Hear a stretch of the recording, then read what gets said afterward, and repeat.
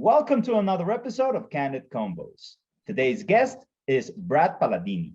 Brad leads Paladini Law, a law firm that practices exclusively in the area of tax controversy. He's also dedicated to changing the way people think about lawyers. So honest and transparent, while passionate about the craft, he fixes tax problems.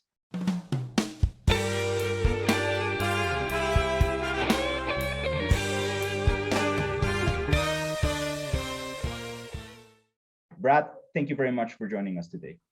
Thank you so much for having me. I appreciate it. Okay, so Brad, let me get started with this. How does a tax firm usually operate? Like, why did you go with that, and how does your firm work? Yeah, so most of our clients are small business owners. They're like 1 or 2 man shows. And, when you try to do everything yourself, sometimes things fall through the cracks. So oftentimes, these small businesses are maybe being audited by the IRS, or they have some sort of past due balance. And they're looking to, hire someone to help them out. And often I'm the first attorney that they've ever worked with, which can be, kind of intimidating. So we try to make the process, easy, straightforward, smooth for them. And well, what made you choose tax law? Because the IRS, again, it's a very big thing, and people get very scared. This is a huge machinery that you're working with. Why this specific practice area? So when I was in law school, the school I attended actually made you take Tax 1. It was a required class. And I took it, and it just kind of like clicked. And, most of my classmates dreaded it, hated every minute of it. I was the complete opposite. I like numbers, I like working in Excel. So it gave me an opportunity to kind of use some number skills, some math skills, and also just the opportunity to work with small businesses. I find that like really enjoyable. I've had 2 clients in the past year. We fixed their tax problem, and they were able to sell their companies for, millions of dollars. So being able to kind of like put that in the past and then see their future, they're retiring, moving to warmer climates. It's pretty cool to be like a small part of it. Mm-hmm. Is that what you like really enjoy doing, helping out small businesses, or why them? Yeah, why them? I think because, they're trying to do it all, right? They're trying to market their business. They're trying to sell to potential clients. They're trying to, do their bookkeeping themselves, maybe even do their tax returns themselves. And, just showing them that, hey, hiring people with a certain expertise and taking that part of your business off your plate, it's going to grow you faster than trying to do everything yourself, right? Because you're not going to be an expert in every single area. So having someone just help with the tax problem, or getting them introduced to, let's say, a bookkeeper to take the bookkeeping off their plate, and just showing them that, hey, you can kind of leverage some of this and grow faster if you just let people who maybe know a little bit more, about certain areas handle it for you. Okay, so you not only allow them to grow personally, but also grow in their business, and you provide them the necessary tools and able to keep moving forward, because if not, I imagine that they get stuck, and there's just no way for them to keep moving forward if they're in that position. And again, like if it was me running a business and then suddenly I had the IRS on my back, I would be very scared. So you must deal with a lot of people. Well, I'm guessing you tell me. Do you deal with a lot of people that are in like very high stress levels, just going nuts? I don't know what's gonna happen. Yeah, I mean, almost every call people tell me like, I haven't been sleeping. Like, I just can't sleep. This is weighing down on me. It feels like, an axe is about to be like, thrown at me. And yeah, super high stress. And they don't really know what to do. And just like the stress itself, like it's pretty hard to focus on the business when all you're thinking about is like, what's the IRS going to do next? Like, what's going to happen? So yeah, something that almost every client says to me. Okay, so right now I'm starting to get this picture of whenever you have one of those success stories and someone is not only able to like get that weight off their back, but also start a new project in their life, there must be part of you, or I don't know if there's part of you that says, I helped in doing that. And that can be very rewarding. Not only like, this is not only for a paycheck, this is actually helping people move forward in their lives, and then being able to pursue your dreams and accomplish your dreams. And like you said, like move to warmer climates. That has to be something that if your clients are losing a lot of sleep at night at first, I imagine, then this must make you feel great and also sleep like a baby. Yeah, I mean, look, like we become attorneys to make a difference, right? And so when you can actually like see the tangible difference, or even like, sometimes you just talk to a client afterwards and you can just hear in their voice, like stress levels have been reduced, like there's just that sigh of relief that, okay, I can move on. Mhm.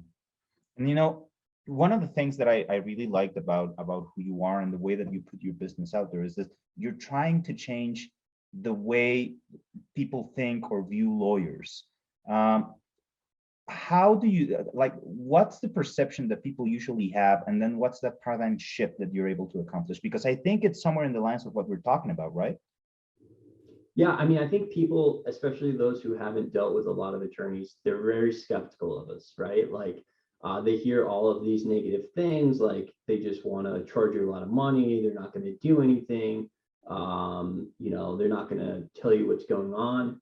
So for us, it's really just trying to have like an honest conversation with people. Like from the first call, it's about managing expectations. Like I don't want to sell them on a pipe dream that can't happen, right? Because they're not going to be happy at the end of the day. And unfortunately, some attorneys will do that. Like they'll tell them all these things that realistically just aren't going to happen.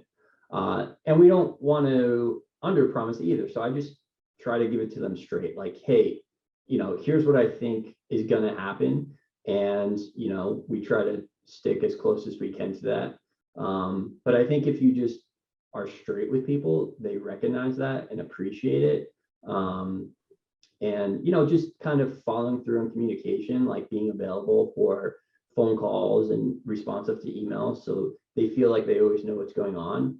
And then also just not talking in like legalese, like using all these weird tax terms or terminology that maybe they don't understand, and just trying to translate it to plain English for them.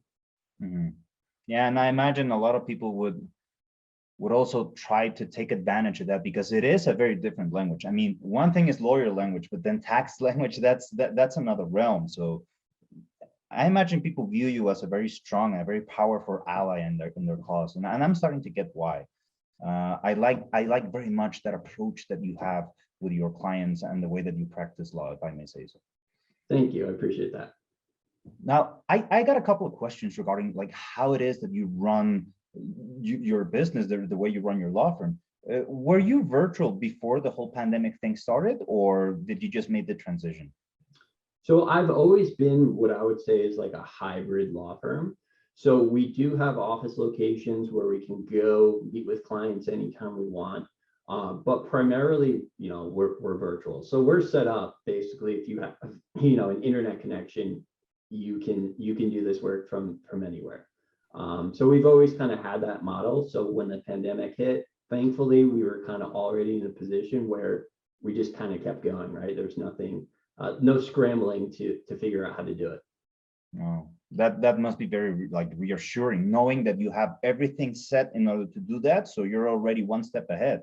And not everybody was like that. And so people are still struggling with that. But for you, it seemed like it was a very natural transition. Like the pandemic maybe it didn't even slow you down. It sped you up a little bit. Would you agree on that? Yeah, I think so, because we didn't have to spend any time figuring out how to do things virtually. It was already set up to do that. So there was no lost, time and effort figuring out what software we needed or how to change our phones or anything like that. Mm-hmm. And what are your thoughts about having virtual assistants so far? It's been absolutely amazing. So prior to getting, a virtual assistant, I was using like a, kind of like a virtual reception company. And so somebody would call my firm and this service would answer it. And, you know, when you have maybe like hundreds of different people answering the phone for you, you can't really provide like the quality of service that you want. And as the firm grew and we were getting more calls, I really just identified it as an issue that I needed fixed. And so now having like one dedicated person answering the phones, we can work on the scripts, you know, explain like how we want to treat the clients, how to handle certain situations. It's been a huge improvement, and it's so much better than having like one of those companies, you know, answer the phone. Mhm. And do you consider yourself keep going virtual and like this type of not only services, but this type of exercises, or is this only dedicated to a specific area of your law firm? Because again, this is a very specialized type of work. Like not everybody can work with you. So what are your thoughts about that? Yeah, so right now I have the one virtual assistant answering the phones for me, and I'm hiring another one. And then the person that I have answering the phones now is basically transitioning to just strictly intake. So they're going to sit in on every, you know, potential new client meeting with me. They're going to help me take notes. They're going to draft the fee agreements for me, draft some of the standard forms.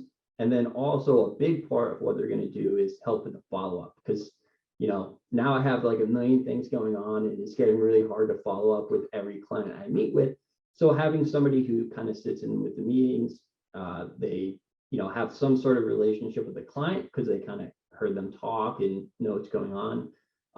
And so they'll be dedicated to following up with them.